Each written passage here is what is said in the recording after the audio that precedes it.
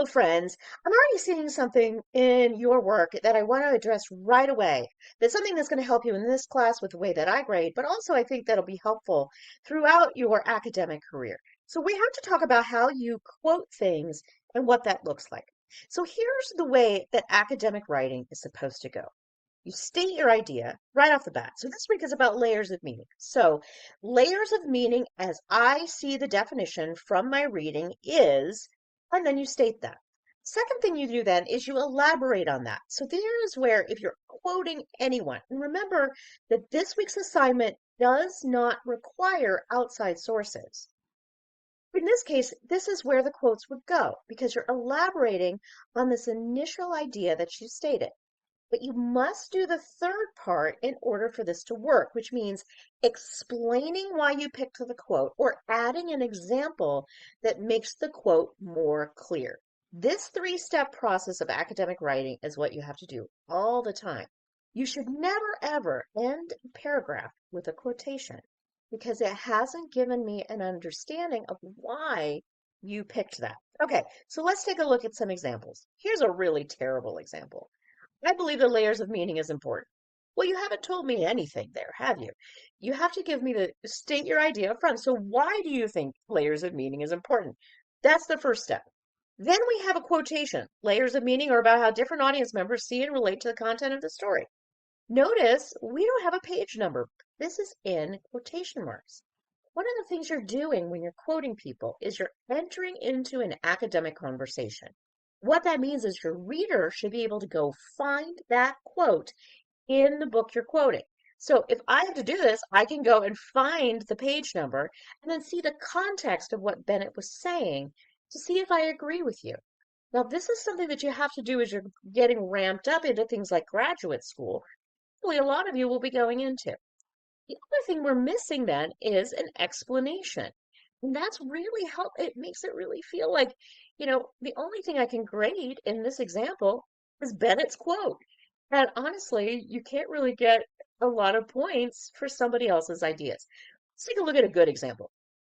Layers of meaning, as we learned in this week's reading, is about understanding the various ways that an author wanted the audience to interpret the piece of art, as well as how an audience's experience can change their perception.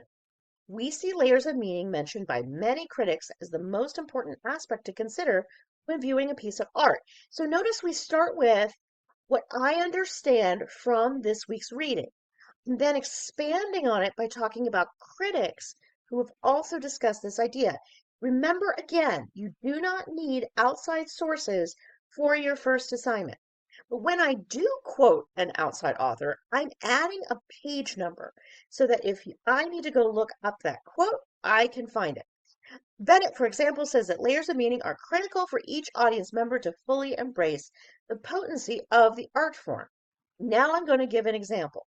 For example, Star Wars might not be as powerful a story if we don't consider the power struggle layer between the Empire and the Rebels at the same time as we consider the complicated love story of Han and Leia. Okay, so hopefully that shows you there's that three-step process. We start with an idea, we expand upon it, and then we give an example. That's the way that that really helps us to do our best in academic writing. Okay, some do's and don'ts. If I don't see page numbers, that's a problem. You really have got to show me so that I can go and look up what you're reading, right? And help you get even better at choosing quotes. Also, really make sure that the quote supports your idea. I'm seeing some things that are way out of line. The quote has got to be so perfect that you really can't do it any other way. If you're going to quote it directly, that's really important. If you're going to paraphrase, that's a lot easier. So think about that as you're doing it. I find paraphrasing is a lot easier to do. And remember, you only have to put direct quotes in quotation marks.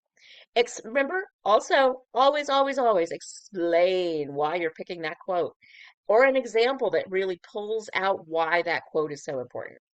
Let's get to these don'ts before we sign off. Don't put quotes back to back to back to back. I'm seeing a bunch of you do that, and I cannot give you a grade for other people's ideas. You've got to have that explanation, or really, I'm just grading your quotes, right?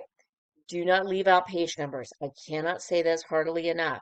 I will go find your quotes. And some of you are having problems doing some quotations, right? And I need to be able to see where those ideas are coming from.